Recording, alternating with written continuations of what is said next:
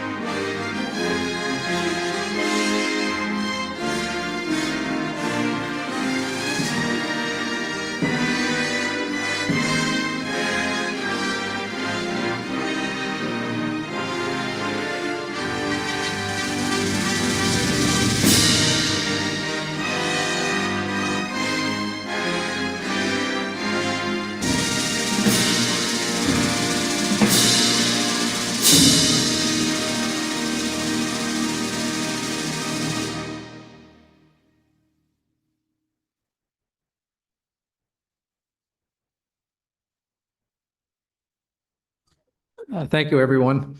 We'll start this evening's meeting out with our rise and report from closed session. I'll look for a motion to rise and report from closed session. Moved by Deputy Mayor Calver, seconded by Councillor Martin. If there's no further comments, questions, concerns, all in favor of that motion? Opposed? Motion's carried. I'll look for a motion from our closed session that council receive for information the confidential SR 1344-2026 Human Resources Report, and further that council direct and authorize staff to proceed as directed by council. Look for a motion. Moved by Deputy Mayor Calver, seconded by Councillor Martin. If there's no further comments, questions, or concerns, all in favor of that motion? Opposed? Motion's carried. And just for the folks that are watching at home, we've got three other matters that we didn't get to in our meeting prior to this evening. And so what we're going to try and do is clean those up after our regular session of council this evening. So having said all that, look for a motion for the adoption of the agenda as presented. Moved by Councillor Davey, seconded by Councillor Shank. If there's no further comments, questions, or concerns, all in favor of that motion? Opposed? Motion's carried. Is there any disclosure of pecuniary interest in the general nature thereof? Seeing none. We do have a public meeting this evening, so we'll look for a motion to convene the public meeting. Moved by Councillor Norrie, seconded by Deputy Mayor Calver. If there's no further comments, questions, or concerns, all in favor of that motion? Opposed? Motion's carried. This evening's public meeting, we have an applicant of William Green, an address of 3402 County Road 11, and the purpose is to permit a home industry use, small engine repair, within a 384 square meter building and establish site-specific zone provisions for on-site parking. And for those that are here in the body of the council chambers, we'll give you an opportunity to speak either for or against at this public meeting. If you want to do either of those things, just put your hand up so I can see, and then we'll get you to come to the front and identify yourselves, and we'll give you an opportunity to speak either for or against the application. But we'll hear from Mr. Natton right now to see what the details are. So Mr. Natton, whenever you're ready, the floor is yours. Thank you, Mr. Mayor, and through you. So this evening, through consultation with the owner applicant, I'll be providing a brief presentation just about the intent of the application. And then if there's questions or comments that are unable to be answered by myself, I'll take them back and address them directly with the applicant through discussions and correspondence.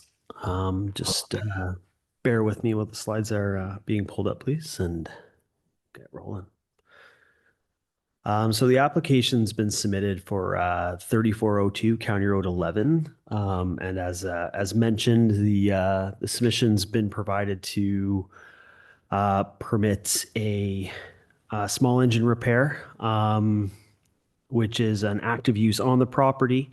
The land shown here in red are approximately 1 acre in area. They're on the south side of County Road 11, and access to the site is actually provided through the frontage on Johnson Side Road.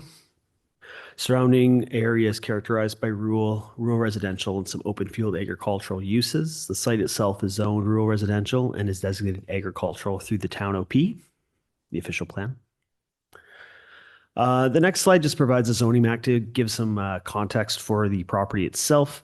So just on the southwest corner of the intersection of County Road 11 and Johnson Side Road, that's 3402. That's the subject land. So there's a small pocket of kind of 1 acre-ish rural residential lots that cluster around that intersection, and then surrounding, as we expand out, it's mostly prime agricultural lands in that area.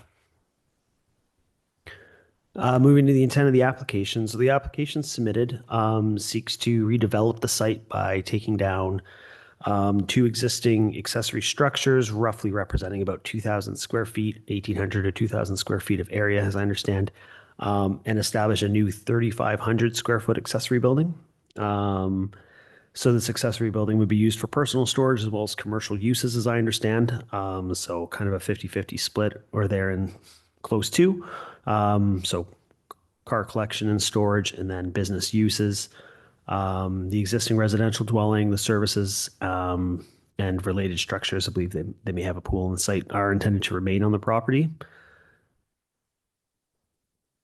And the next slide just provides a larger blow up of the conceptual plan that was provided. This may be subject to changes, but prior to being brought forward through a staff recommendation report. But that kind of gives you an idea. Site improvements proposed through the application are basically right now, you might have about an 8 feet setback from the closest accessory structure to the lot line facing Johnson Side Road. So it creates kind of a bit of a bottleneck for traffic access and egress.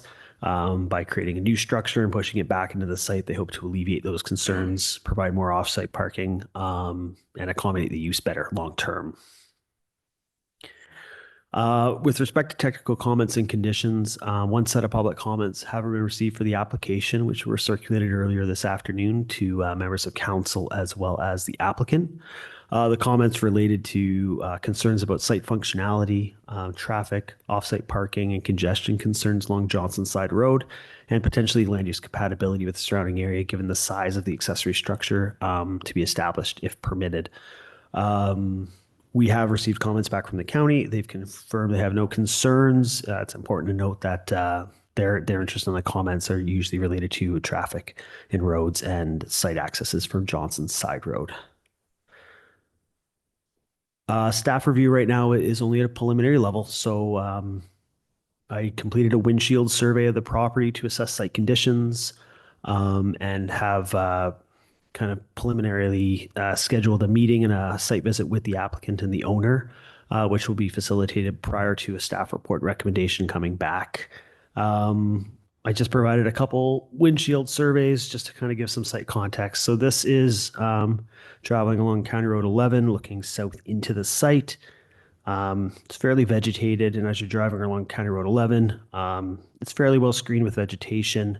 As you do reach the intersection, though, you can see, and it's not the greatest, but through the tree and extending to the left, you can see that the business use is kind of extending, outside of the dwelling and heading towards Johnson Side Road. I don't actually have any photos of in front of the business as it was in operation at the time and being used, and there was some loading and unloading happening on Johnson Side Road, so I felt it inappropriate to take photos of people working in their own homes. That is the end of my presentation right now. I do have availability for questions or comments and believe the applicant's here as well to receive those. Thank you. Great, thank you, Mr. Natton. We'll start off, does council have any questions or comments with respect to the report that's in front of us or the presentation from Mr. Natton? Go ahead, Deputy Mayor Calver.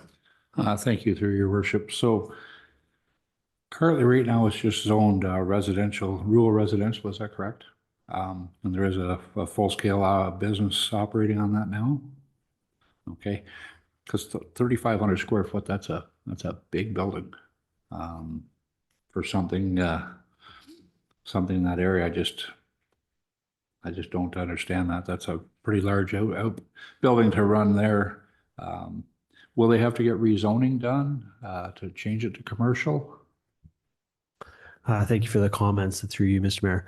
So they will have to get a zoning bylaw amendment. My review right now is at a preliminary level to determine if they can kind of fit within the rural residential parameters appropriately to be like accommodated the relief they're seeking as opposed to being placed into a commercial zone that permits dwelling. I haven't unpacked the application at that level yet. Okay, thank you. Thank you, Deputy Mayor Calvert. Is there any other questions or comments? And just for everyone's reminder, this is a public meeting, so there'll be no decisions or anything that are made this evening anyway. So, but it's a good opportunity to ask some questions if we have any questions or comments. So seeing none, I think the applicant is here this evening. Mr. Natton, is there anything that you would like to say to let us know about what's going on? You don't have to, but we thank you for showing up. If you do, we'll get you to come to the front and just so the folk at home. But if you want to come on up, and if not, then we'll leave it at that. So, okay, yeah, perfect. Thank you, sir. If there is nothing else, yeah, go ahead, Councillor Shank. It's not a conflict of interest because they didn't give me money, but I did buy some picnic tables from those guys in that location. They seem to some young guys who are fixing up some small motors and some other stuff to make a little living. So it looks good, you know what I mean, as a business. Is that as long as they can, after you've done your study or anything else like that, I hope it's a go. But you have to do your input and your due diligence. And I just wanted to make sure that it wasn't a conflict of interest, but I was going, no, I didn't know I gave them money. So all right. I just wanted to confirm that. Yeah, there we go. Yeah, no, that's good. Thanks, Mike. Go ahead, Councillor Davey. Through you, Mayor, I guess it's just as simple. I grew up down the road from this property. I'm very familiar with it. I think it's well suited for what you're after. And it's nice to see the opportunity to see another small engine repair shop come with the exit of Cartronics. So I don't think there's any negatives to it. Great, perfect. Thanks, Sean. Appreciate that. Deputy Mayor Calver. Thank you, through your worship. No, I agree with everything everybody's saying. I mean, we definitely need more small engine repair. We've got L shut down now, Cartronics are shut down now, and there's a lot of small engines out there. So I'm just trying to get my head around 3,500 square foot building on that little lot there. That's my issue. If it was 1,200 or 2,500 or 2,000 or something, but 35 is a big building. Anyways, it's definitely a business needed in the area. Thank you. Great, thanks, thanks, Brian. Is there anything else? If not, oh yeah, did you want to speak to? Okay, come on up, sir, and we'll get you to. I know the folks at home will want to hear. I know we can hear you all right, but there's a microphone there in front of you. Yeah. And when you push the middle there where it says push, all you gotta do is push it once the green light comes on. That means you're live, so everybody in the world will be able to hear you. So what we'll do is just get you to identify yourself for Madam Clerk, and then Okay. the floor will be yours. So my name is William Green. I guess I'd just like to say that, yeah, the reason why we do want to put up, and I understand like the concern with it being like a 3,500 square foot building. The reason for that though is, you know, we're already working out of 1,800 to 2,000 square feet. And the property is just, you know, starting to look cluttered with all the extra stuff that's in the yard and whatnot. And by having the extra storage, it'd be nice to be able to, you know, tuck it away and not have it sitting in the middle of the yard. You know, gain a little bit more security from it and whatnot too. So I just kind of wanted to bring that to everybody's attention as well. Yeah, no, and we appreciate and thank you once again for coming. So Yeah, no. we'll just hang tight and we'll see if anybody else has any questions for you. I don't imagine so, but no. So thanks again, sir. Appreciate it. And I think that should be all we need this evening, Mr. Natton. So if that's it, then we'll look for a motion to adjourn the public meeting. Moved by Councillor Davy, seconded by Councillor Hicks. If there's no further comments, questions, or concerns, all in favor of that motion? Opposed? Motion's carried. Next, we have a presentation from the Bay of Quinte Regional Marketing Board, and Doug Stevenson's here to tell us a whole bunch of good stuff. So Doug, I think the microphones have changed since the last time you were here. All you gotta do is push the middle button, and as soon as the light comes on, you're live, and then when you stop talking, you gotta push it. Excellent. Everybody in the world hears you forever. So whenever you're ready, the floor is yours. Well, thank you, Mayor Richardson and council and staff for having me here tonight to bring you an update related to what we did on behalf of yourselves in the region in our last fiscal year. And of course, as you know, this is a regional partnership, and I was just presenting to City of Belleville Council last night. And so this is my second council presentation of the week. Of course, we are bordered by Brighton all the way on the west and yourselves on the east and everything in between on the north shore of the Bay of Quinte. And everybody working together toward that. And we're guided and governed by a board of directors. Your own Councillor Hicks sits on our board and helps us with governance matters. From a staffing point of view, you know, I'm the lucky guy. I get to come here and present to everybody, but these four other folks are working very hard on behalf of the town of Greater Napanee and this region every single day. And, you know, when I talk about my own team, I'd be remiss if I didn't talk about your team. And, you know, Matthew and I are often in touch. Lately, Jessica and Ellen and I have been in touch. But your all-star is sitting right over here, and that's Kylie. And, you know, without Kylie doing the work that she does and giving us her time when we have questions or when we're looking for input on how to best represent the town of Greater Napanee, we can't do our job. And so I got to say a huge thank you to Kylie and all the hard work she does through the course of the year. So what are we doing through the course of the year? We're working across a little over 50 marketing and management tactics and projects. And some of it you see, some of it you never see because it's not really directed at you. And, you know, we map that out through the course of the year, put it in a calendar, and we get to work. And at the end of the day, that work is possible because of funding from partners like you. And so last year, Greater Napanee funding was $26,162. That's the per capita funding. That was discussed a little bit, I think, in your most recent May 12th council meeting. So that's 3% of our total funding for the last fiscal year. Our total budget for the year was a little over $1 million. So what are we doing with your money? Well, that's a snapshot of the highlights of what we accomplished with that budget in the past year. And I'm not going to go through every single one of the bullets, but maybe you'll have a chance to give it a quick look and I'll take you through some of the highlights. So when I started with this organization a little over a decade ago, tourism in this region was worth somewhere between $250, maybe $300 million.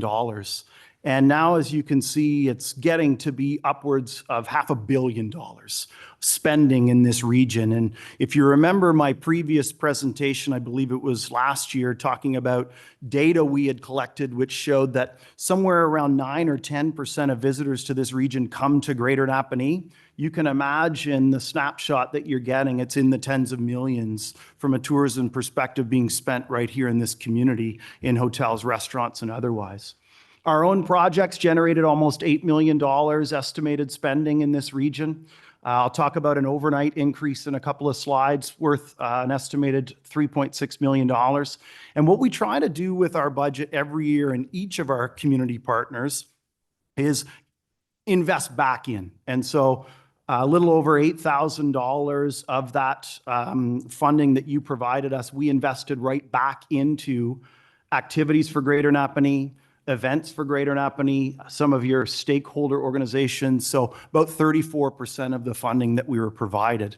One of the biggest projects that we worked on, and you know, speaking of Kylie's been working very closely with us, and I believe it's just waiting on her final stamp of approval before it launches, but was putting some funding towards developing you a solid landing page for tourism, because right now you don't have it on your website. So this is where we can come in. And this, to me, and I'll speak about this in a minute, is one of the exciting things about where we're going to go next steps wise with the municipal accommodation tax and the decision that council recently made to work in partnership with us on that. So what we did was work with staff to figure out what the primary things are that we need to be highlighting. So starts off with a things to do section that highlights major assets in the town of Greater Napanee.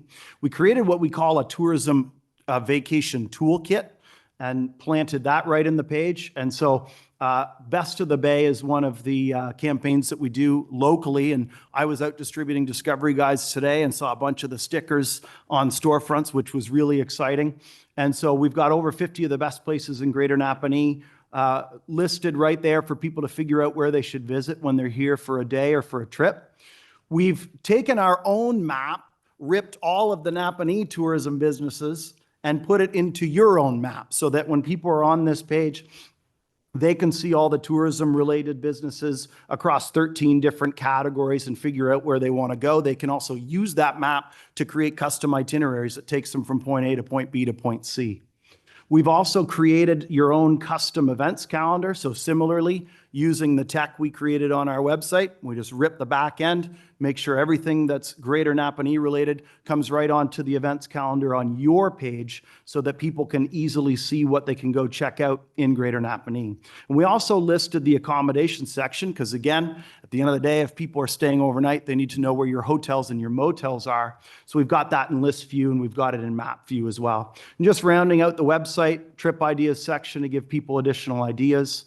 And then more to discover, because often we're talking about things that aren't always tourism related. We're talking about personalities or we're talking about other businesses that are important to your community, and we want people to discover that content as well. So back to the hotel motel point of view, we are now the accommodations percentage leader in Southeastern Ontario. So as you see here, 2.6% growth over the previous year for 2025. That's 3.3% higher than the average in Southeastern Ontario. And we love to see that it's higher even than our competition down the road in Kingston. I still get asked this question quite often. How does it compare to pre-pandemic levels? So as you see there, a little over 4% higher than our 2019 numbers. So what does that mean when we grow 2.6%? What is it actually worth? Well, if we take what the province tells us an average person spends when they're on an overnight trip and we calculate that, it's worth over $3.5 million in spending in this region. And so again, when we look at your hotels and your motels, you've got 14% of the total rooms in this region. That's over $500,000 in new spending just from increases in overnight activity in 2025, which is great. So how are we, the Bay of Quinte Regional Marketing Board, contributing to this? Well, a lot of it is campaign-based. And so through the course of the year, our campaigns are generated in 2025, a little over 30 million impressions. Our own campaigns, an estimated 3.5 million in spending from people who interact with Bay of Quinte ads and then enter what we call conversion zones, which are areas of high interest like hotels or like parks or like downtowns. And what we do with these campaigns is we try to make them targeted in different ways. So for example, our overnight traffic, we try and target them with our Get Free Gas campaign, which we ran this past winter. So everybody needs a little bit of help with travel. If you book 2 nights in the winter, so we're trying to incentivize multi-night travel, we give you $50 gas card. You book 3 or more nights, we give you $100. So we're trying to drive overnight activity. We tend to complement that with what we call our day trip campaigns. And so our day trip markets are Cobourg, Port Hope, Peterborough, Kingston, Prince Edward County. And so we drove what we call a spending spree campaign through the course of the winter in tandem with the gas card campaign. It was video driven. So you see here, for example, Greater Napanee's video got over 27,000 views. That's a day and 20 hours of watch time, people watching Greater Napanee on video and trying to get them here. Talked about Best of the Bay and over 50 winners throughout this community. But we're not just doing campaigns, we're also working across other digital channels, all the stuff you see on a regular basis like social media, our newsletter. We're now communicating with a digital following of over 83,000. That's 13% growth over 2024. It's the direction we want to see it in. And it's really driven, see in that bottom bullet, 2.4 million video views by video. And I know Kylie knows this, and most small businesses are figuring this out. Video is one of the best ways to increase your traffic when it comes to social media. And so what we're trying to do is drive video content. You see a couple of Greater Napanee videos here. And over the course of the year, over 41 days of watch time on our videos, which is a great number of eyeballs. Video here of new business, A Lovely Place, just down the road. And we're also working to support your stakeholders and your town, the chamber, with video. So we get requests, we come out, we shoot video, people ask us to shoot it. You get free access from our video library. I know Kylie's accessing that sometimes. And so what we try to do is shoot video that's relevant for your businesses and stakeholders that they can use for free. We're also working across non-video digital media, so just posting on socials as much as we can, telling Greater Napanee stories, driving people to our website, bayofquinte.ca, and telling Napanee stories that way as well. But at the end of the day, we also need to hire other people to tell these stories. We're biased. People see us on the internet, they know we're biased. They know we're going to say this place is great. So we hire people or organizations like this one over on the right, Lansby, which is a leading travel media organization in this country, to go to Wind Farm and do the flower experiences with Sarah and her staff over there. Of course, our Bay of Quinte Discovery Guide and our new one just launched today. I was out distributing them to some of the businesses and the hotels. Got a few more to hit on the way home. 30,000 Discovery Guides printed and distributed across this province. Here's a fun fact. There used to be 13 Ontario Visitor Centers across the province, and they were a huge vehicle for destinations like ours to put out our print materials, and we would literally put out probably upwards of 5,000 Discovery Guides through those 13 outlets. They closed down 11 of them. There's only 2 left in the province. So we made a new deal with the Globe and Mail. We're doing 6,000 inserts, which we actually just increased to 9,000 in target markets, especially the GTA and Ottawa, to make sure people are reading the paper and seeing our Discovery Guide. I want to talk quickly about workinquinte.ca as I begin to wrap things up. And this is the workforce attraction website that we began just a little under 3 years ago. And it's still pretty young, but it's growing quite quickly. As you can see here, our digital network grew over 60%, almost 500,000 impressions. But what I love is the website growth, because we paid to do a website update, which launched April 2025. And so to see this kind of growth tells us the website is working. So over 500,000 website events, over 500,000 website events, almost 2,000 job seeker accounts created, over 200 employer accounts created, almost 1,000 jobs posted. But I love the job board effectiveness. 21% of all the jobs that are on workinquinte.ca, a Quinte region employment site, reported employers is filled using Workinquinte. 10% of all job seekers creating accounts are getting hired using Workinquinte. So we know it's working. And the same way that we do our tourism content, we're getting our Workinquinte content out as well across socials, in our growing newsletter, making partnerships, especially when it comes to events. And I got a shout out, Career Edge Napanee, who for the 3rd year partnered with us to do the LNA Career Fair at the Best and Bash. Our job is marketing. Our job is paying the bills for that event. And 40 employers and 170 plus job seekers from Greater Napanee attended. It was a great success, and we'll do it again next year. A couple of new projects just as I wrap up. Bay of Quinte 40 Under 40. And this came from wanting to engage more youth across our regional communities to do more. And so the idea is we're going to get them in the room together to try to solve community issues, come up with community ideas. This year, we're going to do a 40 over 40. Then we're going to get the 2 groups together from a mentorship point of view and hopefully cook something up that way. Our Bay of Quinte Film Office, which I spoke about last year, we just kicked off, and we created a relationship with a production company called Sphere Media. And you probably saw this one. They have a show called Drag Brunch Saved My Life. And last year we helped them film in Belleville. And this year we helped them film in downtown Trenton and also Greater Napanee. And so we were really excited to see them at the waterfront filming this episode. Jane and her crew were amazing down there, and I know they had a blast doing it. But the important takeaway here is the economic activity that happens from a project like this. So you see here over 25 crew staying here in this community. I know they stayed at the Hampton. 80 plus room nights. So over $30,000 in estimated spending, not just at the hotel, but also from meals and from materials, just from a couple of days of filming that show in this community. It's what we like to see. And at the end of the day, what we're trying to do is projects like that drive economic activity, use your funding in good ways, and ultimately provide us with a vehicle to tout this region as a great place, because we believe it is. Thank you, and I'm happy to take any questions. Great, thanks, Doug. We'll see if we have any questions for you. Is there any questions for Doug? Nope. Oh, go ahead, Councilor Martin. Thank you, Mayor. Doug, thank you for that presentation.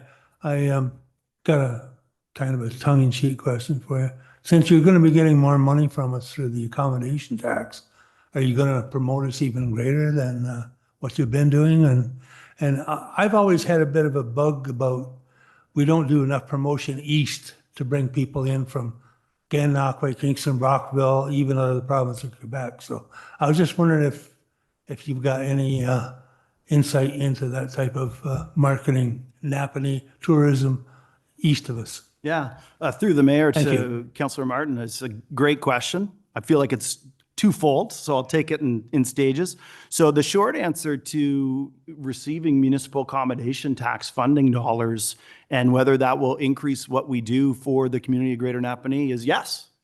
So as you saw from my previous budget slide, you know, our budget is typically somewhere in the range of $1 million. You're going to bump that up by a couple of zeros. And so what we do is we sit down, our team, and we plan out what we're going to do and how much we do for each of the communities. And it's more or less representative of the funding that we receive. So, you know, if you were to look at everything we did, you'd see a lot of Belleville. Belleville is 70% of our funding. They provide us with $700,000. 600 and change from the municipal accommodation tax and $85,000 for per capita. So most certainly once the municipal accommodation tax comes in, we will. Now it's interesting too, one of the things that I'm excited about is working together to create opportunities. On the slides that I put up that were related to social media, you saw some things like Guitars and Cars. What a great event. What an awesome opportunity to be able to promote something like that that's really becoming a premier event for this community. So that's, I think, where we're going to link in especially is to enhance or hope to enhance some of what's being done from a marketing perspective. But thinking over to what you asked east of us, Kingston's a huge market.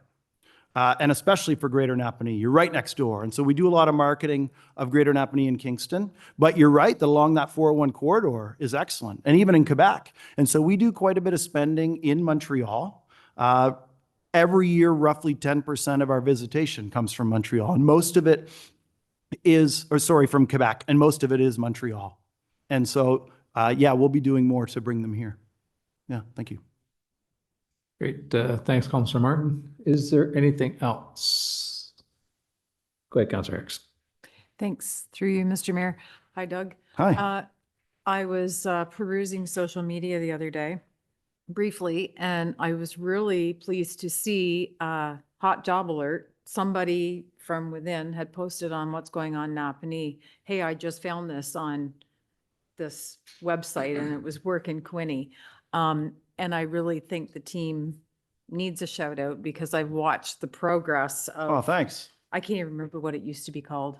What did it used to be called? Quinty Jobs. Quinty Jobs. Thank you. But the work in Quinny, it's, if anyone's watching and you're looking to hire or to get a job, it's a really great place to start because there's no, it's not Indeed, it's not overwhelming, and it's very focused to the local area. So there's Napanee jobs on there. So yeah, really, I'm really quite pleased at how far that one has come and the work that's gone into it. Thanks, Councillor. Thank you. Great, thanks, Councillor Hicks. Is there anything else? Nope, go ahead, Mike. Come a long ways, Doug. Thank you, sir. From 4 years ago when I was ripping you, and now I must commend your organization and Councillor Hicks and your team. Thank you. What you've done. Hopefully, you strive to do always do better and always, one step ahead of the other one. And no, I see the fruits of your labor, and it looks good, and we're on the right track. So I just Really appreciate it. yeah. So I just wanted to comment on that. Thanks a lot. Great, thanks, thanks, Councillor Shank. Is there anything else? If not, thanks again, Doug, for coming this evening. It's always good to hear from you, and it's always refreshing to see the energy that you and I'm sure your team exude each and every day. So thanks again. Yeah, Thanks so much. muchly appreciated. We'll look for a motion to note and receive the presentation of the Bay and Quinte Regional Marketing Board. Moved by Councillor Hicks, second by Councillor Davey. If there's no further comments, questions, or concerns, all in favor of that motion? Opposed, motion is carried. Deputations, scheduled deputations, new items. We do have one of those as well. We have Valerie Smith. So come on up, Valerie. And I'll give you the Reader's Digest version as to how to work these microphones. Welcome to our council chambers.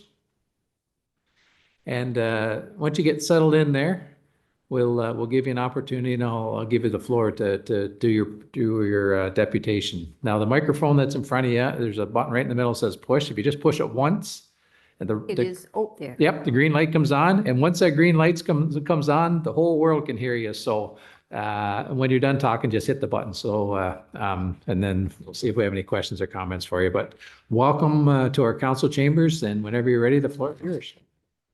Thank you, Mayor Richardson and council members. This is Chuck Hill. He's my fellow parishioner from St. Mary Magdalene, Napanee. And thank you for allowing us to present this deputation. The Anglican Diocese of Ontario has become a blue community. The Blue Communities Project was initiated in 2009 by the Council of Canadians, and there have been over 100 blue communities established all over the world, including the city of Kingston. A blue community pledges to protect our precious water.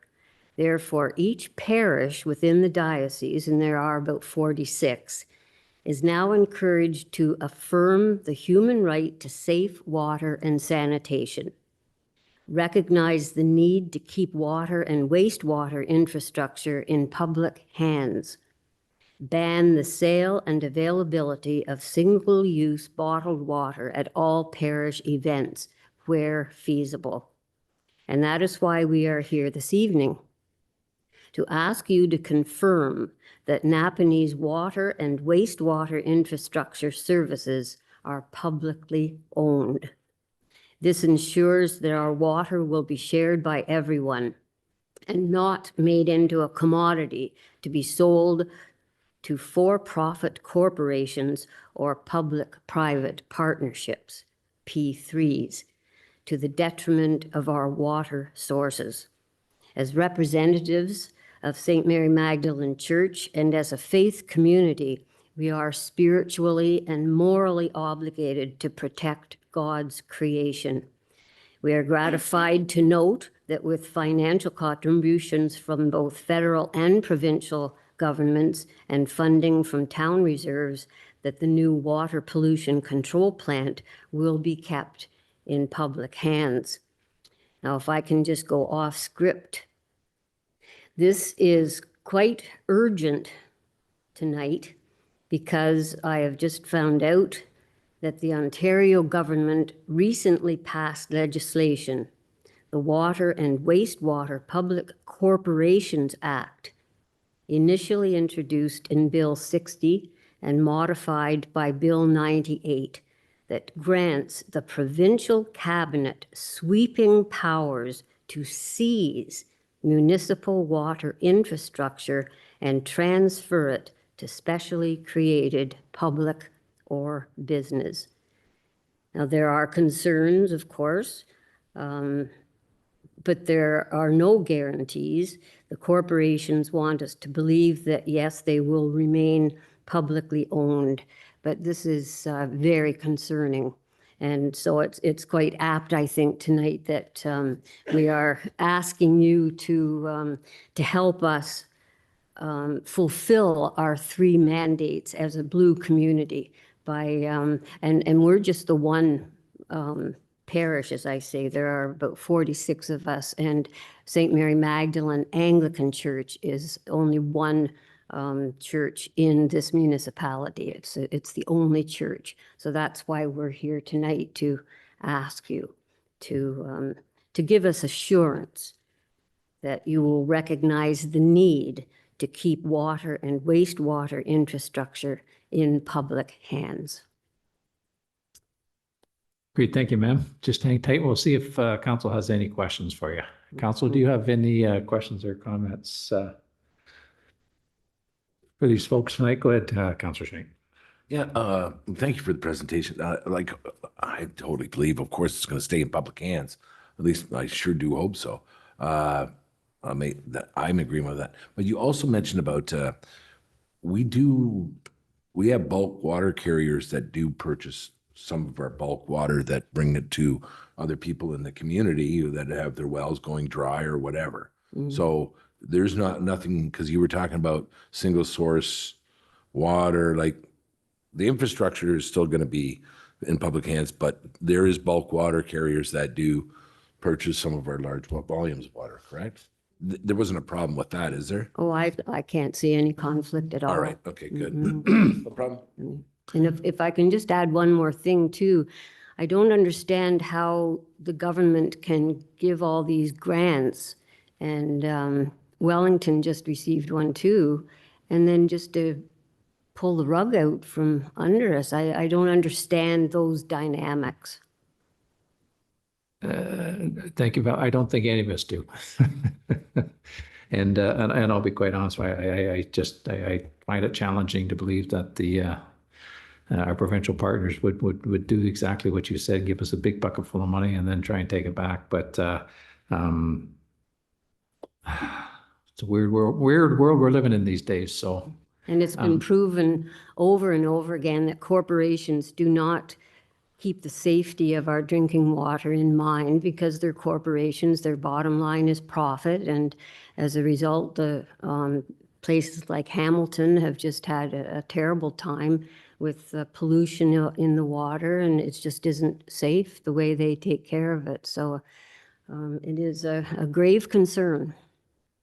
no, and I think it is. We'll see if we'll have any other questions. I don't believe that there is, but I think what we'll do, ma'am, we'll look for a motion to note and receive, but we'll get staff to bring back a report so they can dig a little deeper into this. I find it curious, with Bill 60 and then the modified Bill 98, we can get staff to dig a little deeper into that just to see what the details and stuff are of that. So I can appreciate that. Yeah, and so at a future date, staff will bring back a report with respect to your deputation. So we do appreciate you coming this evening. And you'll keep me informed. I think, Madam Clerk, do we have Valerie? Wait, you would have Valerie's contact. Because she's asked for the deputation. So yeah, we'll task Madam Clerk to let you know once the report, and I'm sure she could probably send you a copy of the report once we're done. So, but once again, thank you this evening for bring this to our attention, and we'll take a look at it. So thank you. All right. Thank you very much. Thank you. So council will look for a motion to note and receive the deputation of Valerie Smith, and we'll direct, and further to that council direct staff to bring back a report regarding the request. So moved by Councillor Norrie, second by Councillor Martin. If there's no further comments, questions, or concerns, go ahead, Deputy Mayor Cower. Thank you, through your worship. Not familiar with the bill that you're talking about there, but we're definitely going to look into it. But I'm very proud of the work that our men and women do that run our water facility, and it's part of the town of Greater Napanee, and as far as I'm concerned, will always remain, but we will look into it. Thank you. Thank you, Deputy Mayor Calver. If there's nothing else, look for all in favor of the motion. Opposed, the motion's carried. Next up, deputations, items on the agenda. I don't believe we have any. Correspondence items on the agenda. I don't believe we have any. Unfinished business, there's none of that. which catapults us right into the administrative consent agenda. Start off with the council minutes from the regular session of council, May 12, 2026. Everything in those minutes, anyone have any questions, comments, or concerns about? Seeing none. Correspondence for information items dated May 26, 2026. Anything in those, that correspondence, anyone would like to pull and have a chat about? Seeing none. Proclamation request Seniors Month. Anything anyone would like to comment about Seniors Month? Seeing none. Council inquiries follow-up, Fredericksburg landfill site. The report is there. Is there anything in that report anyone had any questions or comments about? Councilor Shank. No, I just say thank you very much to Andrew. If you're at home watching, it's better to be safe and sorry. It's just that as things get restricted of different landfill sites and what cost is, it's always better to be prudent, be aware of what some individuals might try. So as long as the staff is there, and I have confidence in that, and thank you for the report. Yeah, great. Thanks, Mike. Growth and infrastructure activity report. Is there anything in that activity report that anyone have any questions or comments about? Seeing none. Executive services, May of 2026. Anything in that report? Seeing none. Financial and IT services activity report for May of 2026. Anything in there? Nope. Activity report, fire department, May of 2020, May 26, 2026. Anything in that report that anyone had questions or comments about? Seeing none. Oh, sorry. Go ahead, Mike. Under the graph there. Oh, Sean's gone. James. What is my reading wrong? What's header? That's 17.43%. Types, total types of calls. What is that? Is like there's burning, there's false calls, and It's the red. yeah, the red Red one. flag. Yeah, what is that? Don't know. I saw that and I didn't know either, but we'll see if, yeah. Okay, I think we might have an answer for you. Yeah, go ahead, Aaron. Oh, okay. She's working diligently at it, so I think she might have it. Oh, okay. It defaults to header All right. because it's on an Excel sheet, right? So- And I really know that one. All right, thank you. Another one solved, so Another thanks, one Mike. Access E11 report, April of 2026. Anything in the Access E11 report? Seeing none. And Parks, Recreation, and Culture activity report. Anything in that activity report? Anyone had any comments about or questions of? Seeing none. So we'll look for a motion that council consent to the approval of the following routine items at the minutes of the regular session of council dated May 12, 2026 be adopted as presented, that the correspondence for information items dated May 26, 2026 be received, the council endorse the proclamation request for Seniors Month, that the council inquires follow up South Fredericksburg landfill dated May 26, 2026 be received, and that the activity reports for growth and infrastructure executive services, fire department and financial IT services, parks and recreation and culture for the month of May 2026, and the Access E11 report for April of 2026, items 10.6 through 10.11 be received for information. Moved by Councillor Hick, second by Councillor Davey. If there's no further comments, questions, or concerns, all in favor of that motion? Opposed? Motion is carried. Items for consideration, financial and IT services, Hudson Energy Sales Agreement.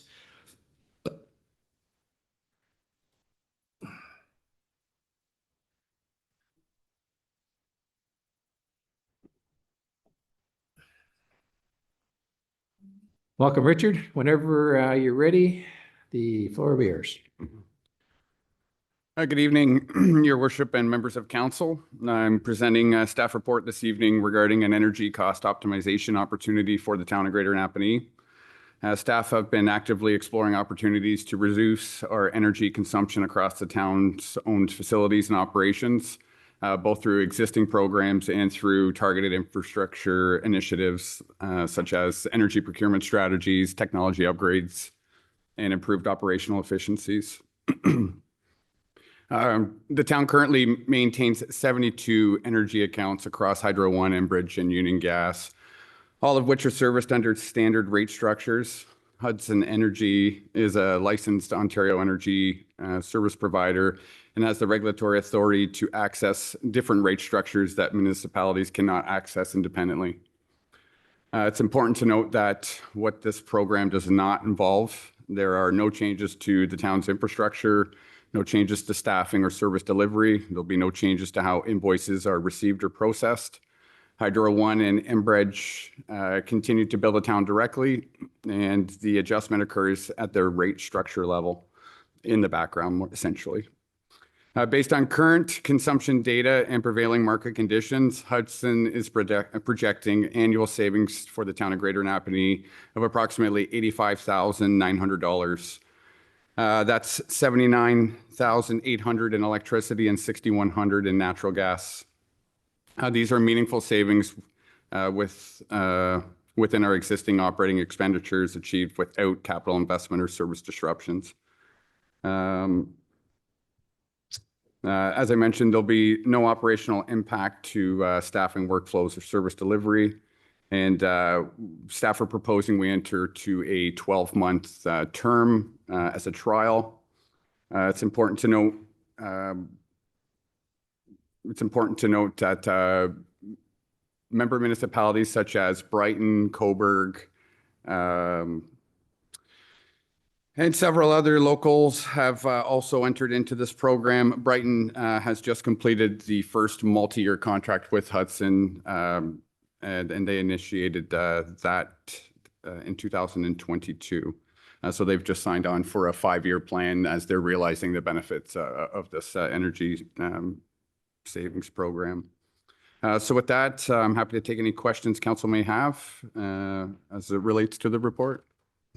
Thanks, Richard. Is there any questions, comments, concerns? Go ahead, Deputy Mayor Cower. Thank you, through your worship. Richard, great report by you and your team. I use a very similar third-party company. I don't use Hudson, but I use another one with my business. I also do it at my own residential, and usually we sign into a 5-year deal, and it is quite a savings and can be quite a savings. I just wonder if there's any advantage to signing into a multi-year deal right off the hop versus a 1-year trial. Like I say, it's worked out for me for the past 20 plus years, personal in my business. So it's just my 2 cents worth. Thank you.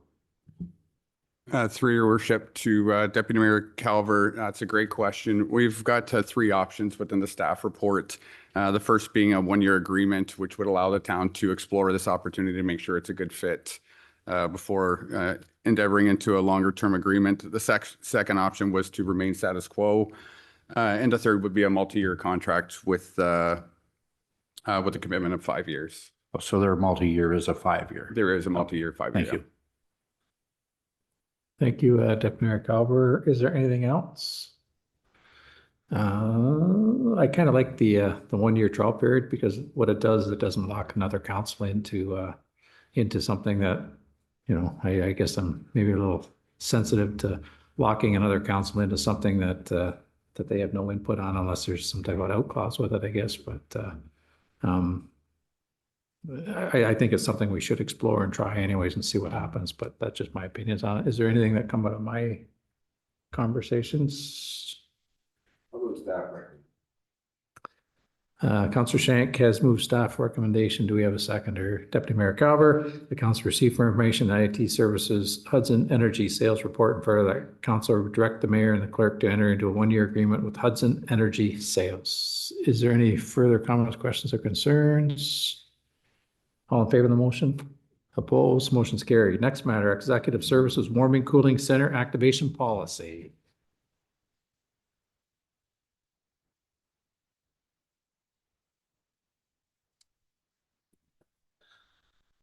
Welcome, Aaron. Whenever you're settled in, the floor is yours.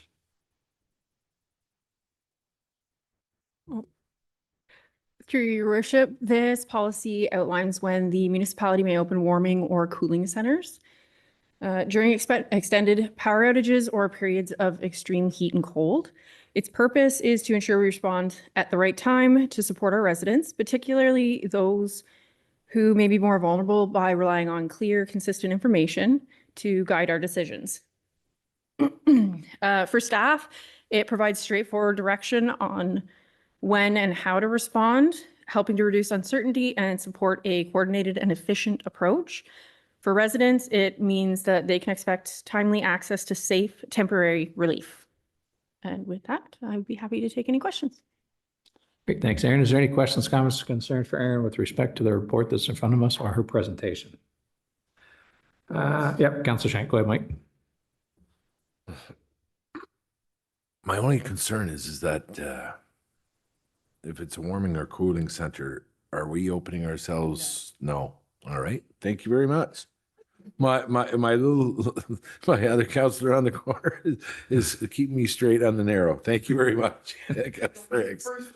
The first thing you thought. Yeah, There we go. Thanks, Mike. And just for the folks at home, this is something that we've already been doing in certain circumstances. So it's just a matter of putting it into a policy, into a process so that staff has direction on it. That's also. Yeah, rightfully so. Go ahead, Mr. Grant. Through you, Mr. Mayor, so for members of council, this just provides clarity to delegated authority. So what's the threshold, and when the threshold is reached, we're not spending time thinking about are we allowed or what is the process. It's the process is triggered and we'll act. Great, thank you, Mr. Grant. Is there anything else? We do have a recommendation council receive for information executive services warming cooling center activation policy report, and further that council approve the proposed policy for immediate implementation. Moved by Deputy Mayor Calver, second by Councilor North. If there's no further comments, questions, or concerns, all in favor of that motion, or did you have something to say? Yeah, well, Councilor Hicks wants to. Just very quickly, Aaron, as always, it was very thorough, it was very clear, and it's always a pleasure to read one of your reports. So thank you. Thanks, Councilor Hicks. If there's nothing else, we'll look for the vote. All in favor of the motion that's on the floor. Opposed, motion's carried. Executive Services Encampment Protocol update. Madam Clerk, whenever you're ready, the floor is yours.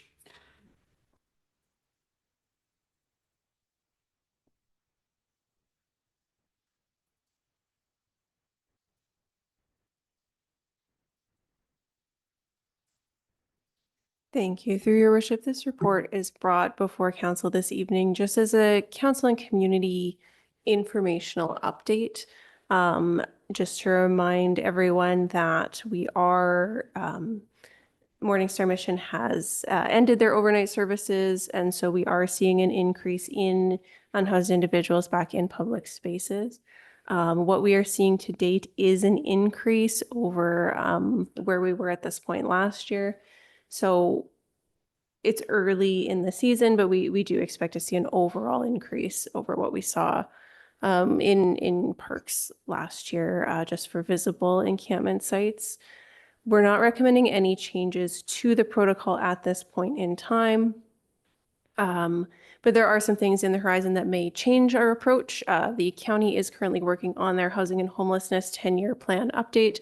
There is a meeting tomorrow for stakeholders that staff will be in attendance at. There is some changes in case law. There was a new decision rendered regarding Waterloo a few days ago, and there's an anticipated new decision regarding the Hamilton case at some point in the near future. If anything, there changes the town's protocol response. We'll bring that forward to you. But at this point, we're not seeing anything that would change the way that we are approaching the situation in the community. We do have a special meeting scheduled for June 17th, where we will discuss service levels. And one of the service levels we are planning to bring to you for discussion is setting a threshold for what level of encampment cleanup of abandoned sites is done in-house and what level is contracted out. As well as how frequently throughout the year that type of work is being done. We'll have, if there's anything else council wanted us to be looking at, we'd appreciate your input now so that we can prepare for that report on June 17th. But otherwise, this is really just to keep reiterating for the community what our stance is, what our protocol is, and what we can expect through the summer months. If you have any questions, I'm happy to answer them. Great, thank you, Madam Clerk. Is there any questions or comments from Madam Clerk with respect to her presentation or the report that's in front of us? Seeing none, we do have a recommendation that council receive for information the Executive Services Encampment Protocol Update Report. Moved by Councillor Davey, seconded by Councillor Norrie. If there's no further comments, questions, or concerns, all in favor of that motion? Opposed? Motion is carried. Growth and Infrastructure, PLZACO 2026-022, 1440 Benz Point Road. And Mr. Nanton, I think you're going to speak to that one.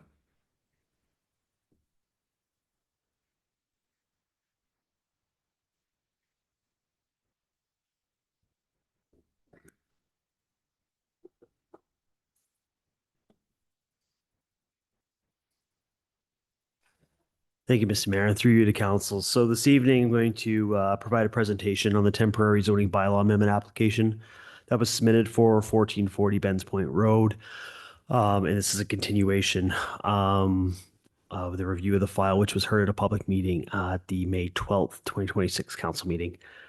So the presentation I'm going to provide, I'm just going to try and highlight some key findings of the application and of the staff report for council's consideration this evening. Quick refresher. So the site's about 14 acres in area in total. It's on the north side of Benz Point Road. There's a single family dwelling and 2 improved sites featuring the yurts, which are being applied for to accommodate short-term accommodations.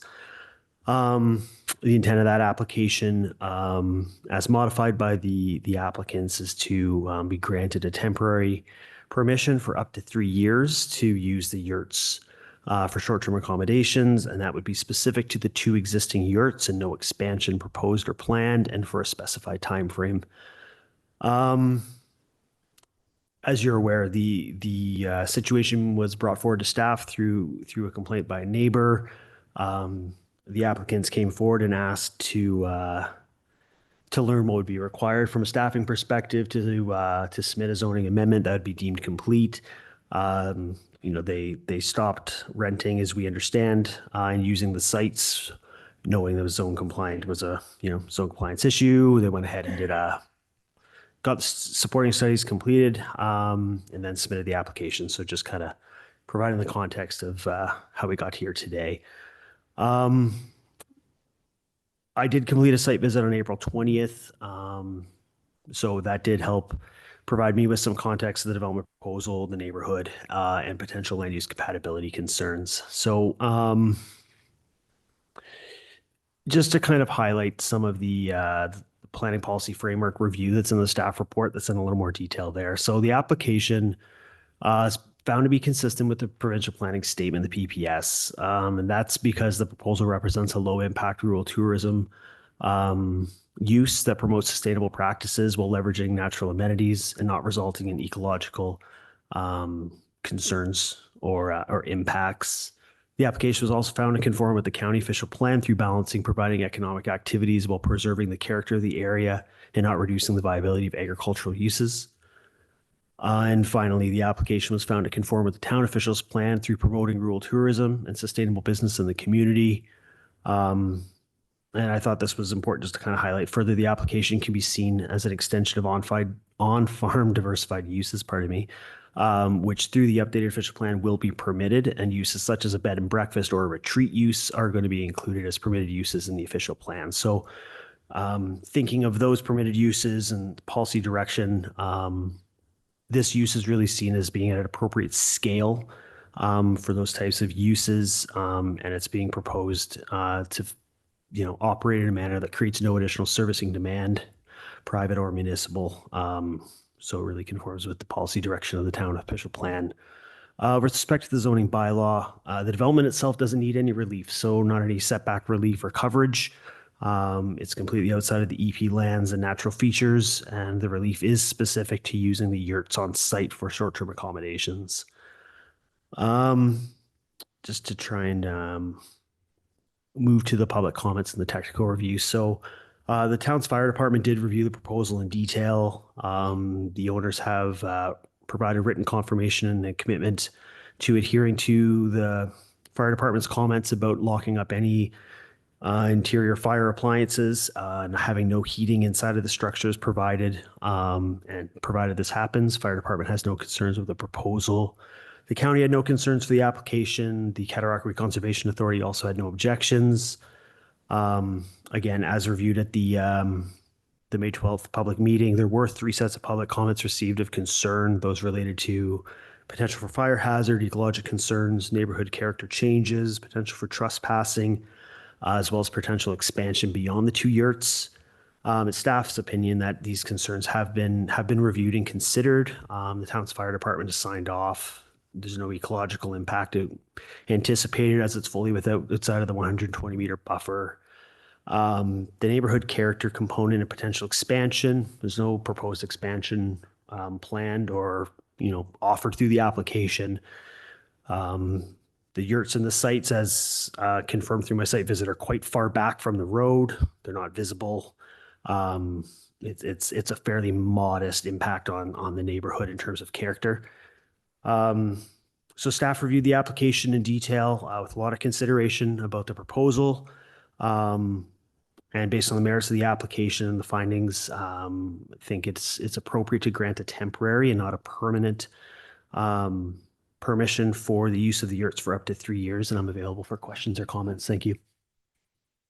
Thank you, Mr. Natton. Is there any questions or comments with respect to Councillor Hicks? Thank you, through you, Your Worship. David, I just want to make sure, is it flagged somewhere that this is not transferable? So if the current owners are to list their property for sale, is it flagged somewhere for us to know it's been sold? I mean, I know it is on the tax rolls, but that doesn't necessarily tell you anything. And that this is not a transferable enterprise. This stays with the current owners and it would be for 3 years only. For 2 yurts, and that's it. You sell it, it's done, it's over, pack them up. They're gone. Can we put that condition on there as well, or is it already implied somewhere? So thank you for the comments and through you. It's my understanding that the temporary permission applies to the property and is not specific to an owner. So our ability to apply conditions is somewhat limited through a zoning bylaw amendment in that the use isn't really like site plan control, for instance, can't be applied through an agreement to the scale of use. Like it's not meeting that trigger threshold. So I don't believe that we can apply that through a decision this evening. Okay. Interesting. Okay. I mean, I didn't get the impression that they were in any hurry to sell. They seem to be quite content where they are, but just thought I would ask that question. Okay. Thanks, Councillor Hicks. I'll go to Deputy Mayor Calvin, then I'll go to Councillor Martin. Thank you, through your worship. I can't give any support at all for this at all. You got a cemetery there. You've got they're quite a ways off the road. Obviously, if they're going to be renting them out for short-term accommodations, you're going to have people there wanting to have bonfires and stuff. It's just too many things at risk there. We're not that far off of the environmental protection zone. People coming through, traveling for this and that. If they're on bikes, next thing you know, they're walking through, they're putting trails through. This was done without any consent or permission from the town in the beginning, and now because it's been made notice, now we're applying for the zoning for it. I don't like the idea of doing anything a temporary zoning because, as we all know, what happens with temporary, it becomes a permanent. And there has been quite a few of the neighbors have come forward about it, and I just can't support this. Thank you. Thanks, Deputy Mayor Calvert. Councillor Martin. Thank you, Mayor. I approve it and I move staff recommendation. Thanks, Councillor Martin. I'll second. Okay, we do have a mover and a seconder, but I think there's probably still some more conversations that want to happen. So go ahead, Councillor Shank. Well, the point is the only way we were aware of this is because of an E11 report that was brought in. All right. So somebody was definitely had some concerns. Now, I wish they would have contacted the neighbors and contacted the municipality before they went ahead and did that to their property. So I have nothing against the individuals that are, that put the yurts up.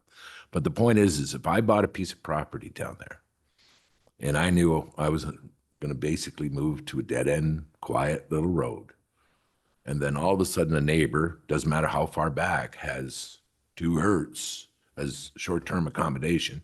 And you know how many problems we have with short-term accommodation in this municipality to begin with. I'd be a little upset because would I have purchased that, all right, if I know I was going to have a short-term accommodation beside me? It doesn't matter what it is or whatever. The point is if you buy in a certain area, that's why you're buying. If you buy in a residential area, you don't expect to have a hotel beside you.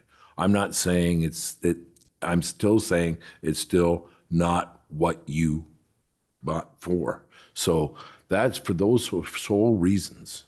All right. I can't see how I could approve this, because if you bought and purchased a large investment of which is your largest investment, basically is your home, and somebody did that right beside you, unbeknownst to you, and then went ahead and then asked for permission afterwards, all right, would you have purchased there? You have to ask yourself that question. You know what I mean?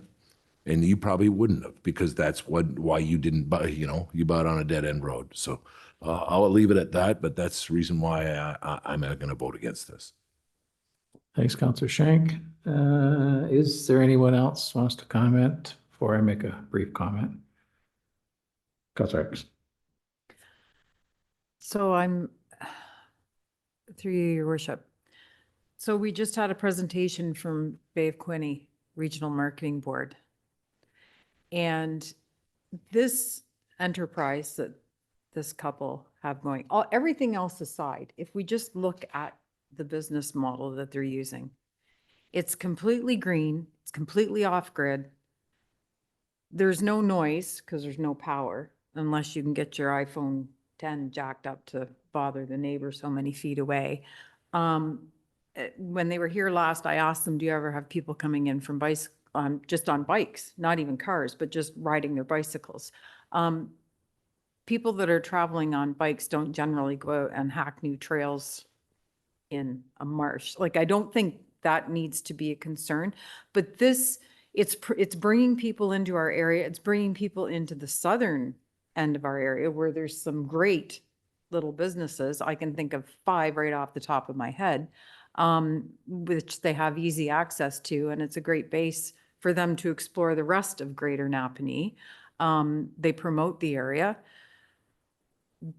This is the type of home business that helps our community, I think, grow and be recognized as a great community. So and I understand the homeowners' concerns, but I think everything has been addressed. It's unfortunate it was done, I'll use the phrase bass-ackwards, but I think they've met or exceeded all the expectations that the town has put on them. So thank you.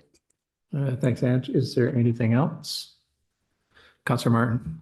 Thank you, Mayor.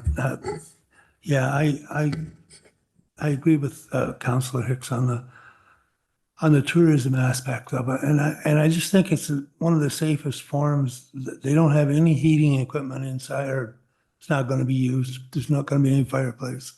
They're going to have to comply with normal fire restrictions, same as everybody else. We got campers in the area. They do have 14 acres there. It's not like it's a 100 by 150 lot. It's at the back, and it's temporary for 3 years. I think we need to give these folks a chance to see what they can do with it.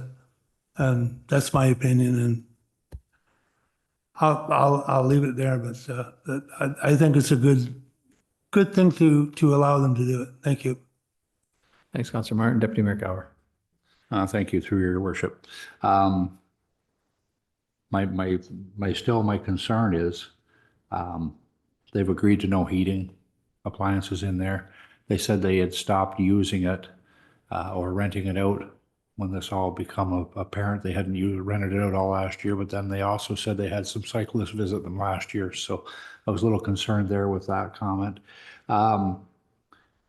Look what we've had for cold weather for this May. Somebody's going to bring some form of heat in there. We don't have the resources to keep an eye on this to make sure it doesn't happen. If something happens that somebody does put a heating device in there and heaven forbid it takes a fire, heaven forbid somebody's injured or killed, where does that put us on the hook? as far as liability.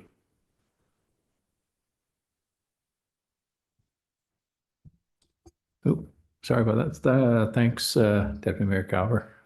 I think there's a question there. I don't know if Mr. Grant can answer it or not, but go ahead, Mr. Grant. So through you, Mr. Mayor, and to the Deputy Mayor, we could certainly look into that. My initial assessment of that is the liability would rest with the property owner. Thank you, Mr. Grant. Councillor Shank. This will be my final comment on this, is that I have nothing against those individuals that want to have the yurts. But if they would have bought at the very end or somewhere else that there was more secluded, but it's somewhere that it's not in a basically residential zone. I know it's 14 acres, but how much acres is marsh and stuff like this? There's certain areas you can have that. I know of some of the concerns that, I know the problems that I have in our community with short-term accommodations with the people that don't monitor who there is in there. These individuals live there, all right, can monitor it, all right, which is definitely an advantage, but it's not the what ifs. You have to take under the consideration, if there would have been nobody complain about it and the community accepted it, because I don't live there beside them, but I have to act on what their concerns are. So when the neighbors have definitely, and there's a lot of neighbors that didn't put a command in, but did phone me and say they had some definite concerns because they want to be neighborly. They don't want to get into a fight with anybody or anything else. So when you have that many, and it started from an E11 report, and the people in that community don't want it, the majority of them don't want it, and then you're going to say, yeah, okay, but you don't live there beside it? You know, that's the reason why I'm voting against it. Whether right, wrong, the people on that road, they voice their concern. I understand it. I have to act on their behalf. Thanks, Councillor Shank. Councillor Baby. Just real brief through you, Mayor. I guess you look at this down here and it's a community with a specific way of life. It's quiet, dead end road. I live on a dead end road and I appreciate that. I wouldn't want to see somebody in behind me show up out of the blue, buy the property, put these up, start operating them to find out after the fact. Like Councillor Shank said, I would not be happy about that. I guess, moving forward, the thoughts of having to put temporary restrictions on this for a 2-3 year term tells us that there's reservations about it in the first place. So that gives me that gut instinct that the answer should be no in my mind, and that's where I'm going to go. It's just, if we've got to consider some provisions to make sure that nothing happens, again, that inherently tells me that we all have some reservations about it. And I think if that's the case, I would like to steer clear of that. So that's where I stand. Yeah, go ahead, Mr. Nat. If I may, thank you for those comments. One of the reasons the temporary zoning was brought forward by the applicants was staff's concern about setting precedents and understanding anecdotally that there may be other arrangements that exist in the town that present some problems with short-term accommodations and more informal or formal living arrangements that we may or may not know about. The level of rigor that was going to be required for these 2 yurts to be, for me to be satisfied and come forward and say, you know what, this can work on this site, they were never going to be able to recover that kind of money from an engineering and planning perspective. So for town staff to have an opportunity to say, this is a balanced, low impact, sustainable accommodation proposal on the merits of the application, and say, okay, for 3 years, we have an opportunity to have willing owners that are agreeable to the terms and have really followed a line. We could track whether this type of use really does work in the town or not, and whether we could consider something of a more formal arrangement in, a glamping or a low impact. Like, what does that look like? Is it problematic long term? I think that's something worth considering. Thank you, Mr. Natton. Councillor Hicks. Thank you, Your Worship. To clarify, at a different site. Not at this site and not on a Not at permanent this basis. site. I just wanted to Yeah, clarify that I did need David, to.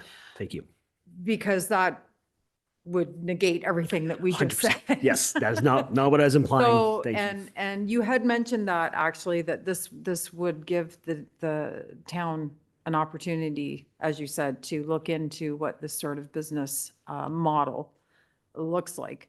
So if anyone else is out there thinking about doing this, don't just go do it. Come talk to town staff first. Having said that, thank you. Thanks, Councillor Hicks. Is there anything else? Deputy Mayor Gower. Just one more thing, and I will ask for a recorded vote on this one. What's preventing somebody tomorrow of throwing 3 or 4 of these up on their property and then asking for permission after the fact? Thank you. Thanks, Deputy Mayor Calvert. Is there anything? Councillor Hicks. Well, I guess we leave it up to neighborhood watch and social media, because that's how basically we find out most things is somebody raises it. So if you're thinking of doing something, find out what the legalities and the requirements are first. It's that simple. Unfortunately, that didn't happen in this case, but I think that they have made every effort to accommodate what we've asked of them. So, yeah. Thanks, Councillor Hicks. Is there anything else? I'm going to just weigh in briefly, maybe from a different angle. As I'm looking at the pictures, obviously it shows a wood stove there. Now, I know we received some information today that they're going to lock them up, but I mean, we've dealt with other types of situations like this where we've had to remove those things. And I don't think locking it up, at least as I say here tonight, is a viable option, because if you can't use them for heat, why are they there? And I just don't believe that putting a lock, because we all know what would happen is it's going to be a cool September night and somebody's going to want to start a fire in there because it's cold, and whether or not the lock comes off or not easily, but it just, as we sit here now and as I look at the pictures, and there seems to be some indication there must be some type of hydro there because there's lights. I'm not sure what's powering those lights, whether it's a generator or what, but is that what it is, solar lights? Yes, through you. So I recognized when I did a site visit, I didn't see any lines or any hydro connections whatsoever. The prefabricated yurts that were assembled, they have like kind of piping that extends to the roof, so it fits in kind of like a fitted component. So removing it entirely would have created a void. I don't know how you'd patch that with fabric reasonably. So that was a solution that the fire department actually recommended. Yeah, I'm just not content leaving a heating source inside it that could be accessed. I guess is what I'm saying is that I'm struggling I have a lot of faith in humanity. I'm struggling to think that leaving a heating source inside something and putting a sign up or putting a lock on it saying don't use it is going to be sufficient, because we know that's not sufficient. And so I guess I'm struggling authorizing this tonight because of the heating source that's there. It should be removed, in my humble opinion, whether or not it can be patched up. And I think there's probably ways of doing it. As I look at the picture, maybe you can just cap it off and take the thing out of there. But I'm just not content leaving a heating source in there and telling somebody not to use it, because we all know how that ends up. Yeah, go ahead. So if I may, without speaking for the applicants who are not here, I'm quite confident that their response would be that they would be amenable to removing and capping entirely, as opposed to locking, if that was the will of council, to provide them with those permissions. There's another option as well, where in addition to that removal entirely and the capping that you're proposing, council could support a lower, instead of a 3-year, potentially a 1-year, and have them reapply in a year. And if there's any documented or concerns that happen over the season that, there is no extension granted beyond that, that is another option. Okay, thanks. Go ahead, Councillor Shank. I said this the last time, but the individuals, all right, the proponents that are trying to do this, they operated for a while before that. All right. So it's a trial basis, but the point was it came in by an E11 report. All right. So somebody had a complaint. The other people that have issued letters and other individuals that have phoned me have had concerns, and they have addressed those concerns in those letters to you. Now, when that is being put up beside it, I kind of understand David's got his hands tied here, all right, because he's trying to work on it for everybody. So nothing against David, but all I'm saying is the rest of council is that if they've got away with it, but there's not every one of your customers that's going to be in the arts are going to be freaking great, all right? Because there's no one way, not every person that rents a hotel room is going to be respectful and neat and tidy. So even if the individual is there or not, all right, it's still going to have an impact on the neighbors of having that business there. And they did not buy down there to have that beside them.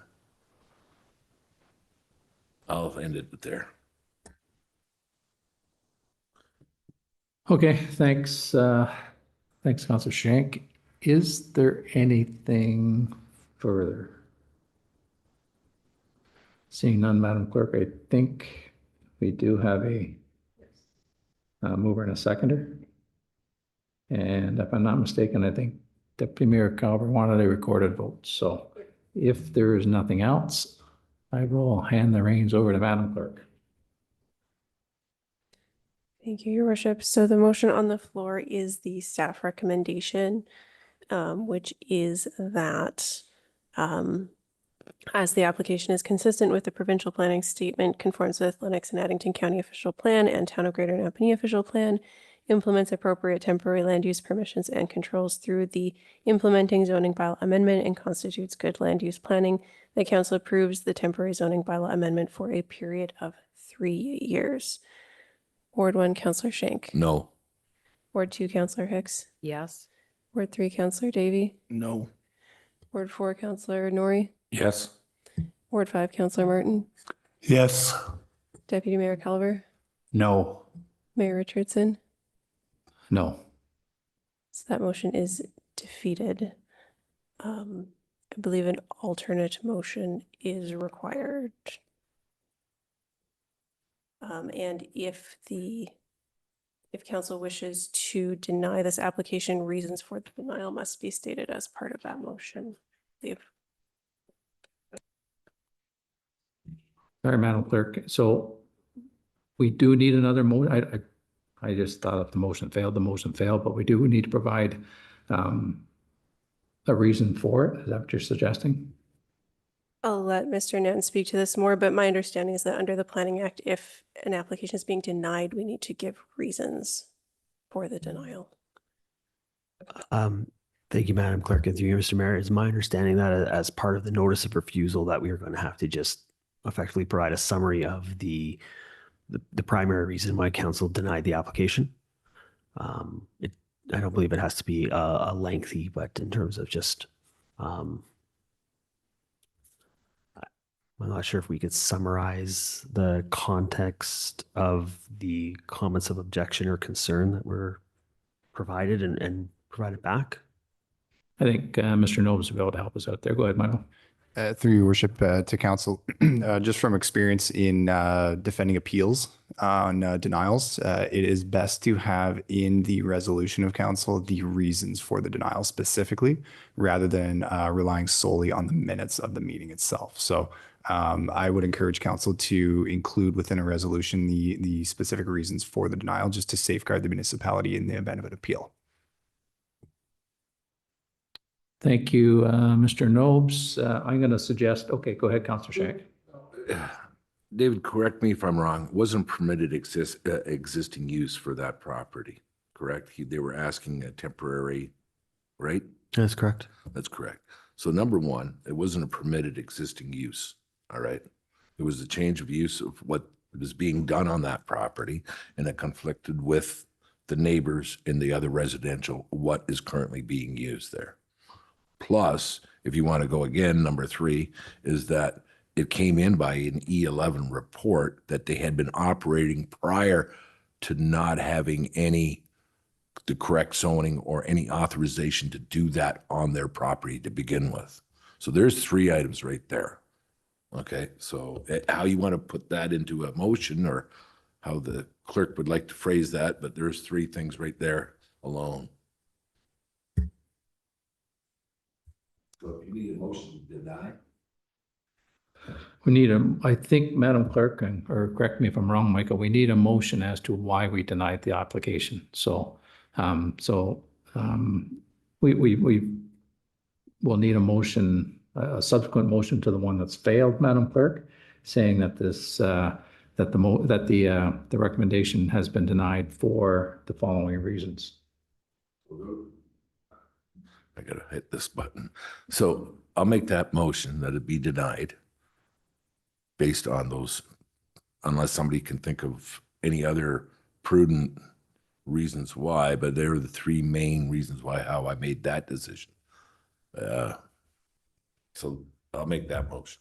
Yeah, and I'll just add to that, Mike, is I still concerned about the heating source. So there's. the fourth, yeah. I really do believe that as I look at this thing, these types of units, I don't believe were ever designed to be heated, to be quite honest with you. And when I look at this thing, it's like putting a wood stove in a tent, really, you know? So I have concerns with that by leaving the heating source in this thing. So that's and I know that I think that was part of our discussions, our initial discussions, was the heating source that was in there, if I'm not mistaken. I'm just going by memory though. So, Madam Clerk, I know you're trying to help us out here. Sorry, Your Worship, I think I missed the second point from Councillor Shank. The first one was that it was not a permitted use on the site. And the third one was that this came to us because of reported community concerns. But what was the middle reason? If I may, Yeah. I believe it was neighborhood compatibility. Okay, thank you.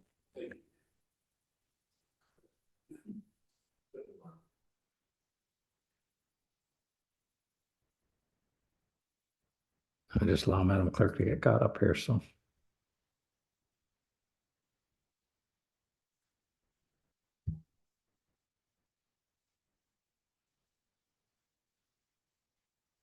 Yeah, I think oops, sorry, we're gonna have to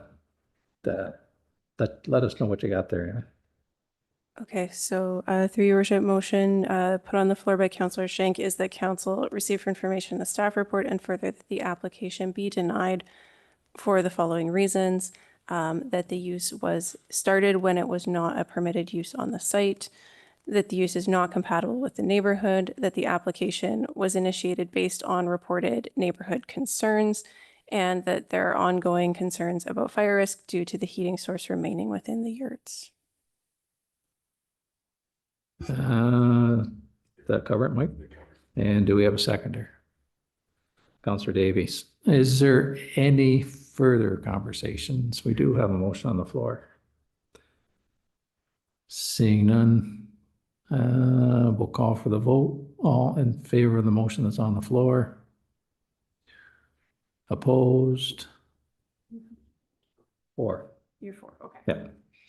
Just waiting to see how it was going to play out, even though I kind of figured how it was, so. Okay, Madam Clerk, Mr. Natton, we have what we need, I think. Okay, moving on. Sorry. Yep, good. Yeah, now we got to go back. Yeah, do you want to go closed session now or do you want to do the bylaws first? Procedure bylaw says we do it now. Okay, we'll look for a motion to go into closed session. Okay. Yeah, I know I better do this in the open session. has it got something to do with the agenda, Mike? Yeah, at the last, maybe, I know we've been here since 4 o'clock and I know, I apologize because I'm getting tired. But when we just put all in favor of the motion that I just did, Councillor Davey went ahead and seconded it. All in favor, yes. So 3 went up, all against, 3 went against. And then you went, put your hand up and you went, no. Did you say yes?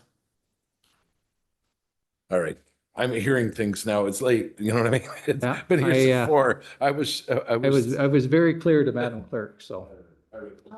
Now we'll look for a motion to go into closed session to finish up our closed session stuff. Moved by Counselor Hicks, second by Counselor Davey. If no further comments, questions, or concerns, all in favor of that motion? Opposed? Motion's carried.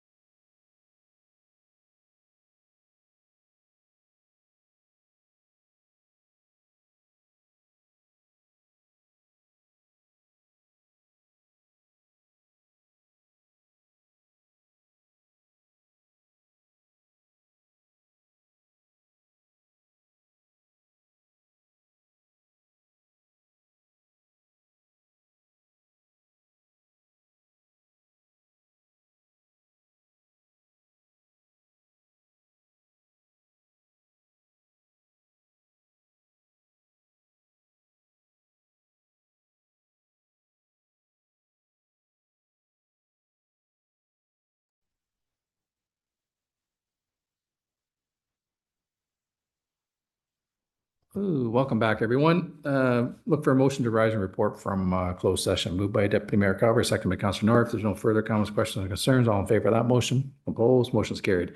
In closed session just recently, we received information with respect to 1388 Bridge Street Injunction Update Report. Look for a motion for that. Moved by Councillor Hicks, second by Councillor Davey. No further comments, questions, or concerns. All in favor of that motion? Opposed? Motion is carried. Next matter was Confidential Community Initiatives Fund Advisory Committee, and that council received for information the Confidential Communities Initiatives Fund Advisory Committee resignation report, and further that council that council appoint Jonathan Kraft to fill the vacancy for the remainder of the 2025-2026 term. Moved by Councillor Hicks, second by Councillor Shank. There's no further comments, questions, or concerns. All in favor of that motion? Opposed? Motion's carried.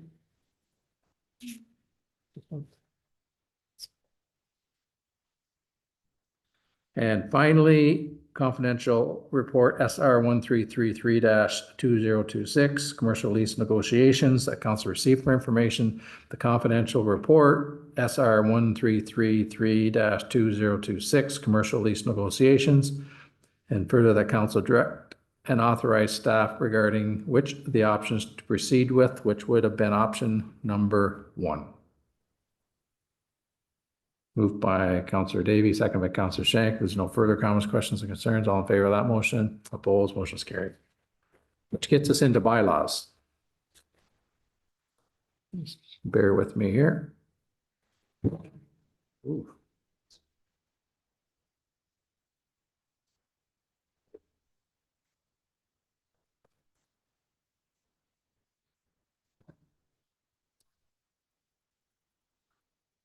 Somewhere I got a bylaw. Right here, bylaw number 2026-0049, cemetery land acquisition. Look for a motion to put that on the floor. Moved by Councillor Norrie, second by Deputy Mayor Carver. Ready, it's the cemetery land acquisition bylaw. Ready first, second, and finally passed this 26th day of May, 2026. All in favor? Opposed? Motion's carried. Information reports from members. Is there any members that have an update that they would highlight or speak to tonight? Seeing none. Inquiries. Do any members of council have any inquiries that they'd like to make and task staff with? Seeing none. Notice to motions. Do any members of council have any notice to motions? Seeing none. New business. Has anyone got any new business? Seeing none. Announcements. Is there anyone who would like to make any announcements this evening? Seeing none. CEO remarks. Mr. Grant, would you like to make any remarks this evening? Thank you, Mr. Grant. The forward counter, we've all had an opportunity to look at it. Does anybody want to ask any questions or make any inquiries about that? Seeing none. And we'll look, oh, sorry, Madam Clerk, go ahead. Sorry, just a reminder that our next regular meeting is at South Fredericksburg Hall and is not here. Thank you for reminding us that, Madam Clerk. It should be a good opportunity for the folks down south to show up if they so wish. I hope they do, but you know what?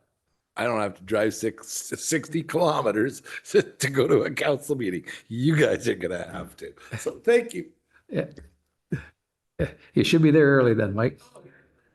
Look for motion for the bylaw to confirm the proceedings of the Corporation of Town of Greater Napanee. Moved by Councillor Hicks, second by Councillor Davey. Read a first, second, and finally passed the 26th day of May, 2026. All in favor of that motion? Opposed? Motion is carried. And look for a motion to adjourn. Moved by Councillor Martin, seconded by Councillor Norrie. If there's no further comments, questions, or concerns, all in favor of that motion? Opposed? Motion is carried. Thanks, folks. And as Madam Clerk says, we'll see you in a couple of weeks at the South Red Hall, I believe. So thanks so much.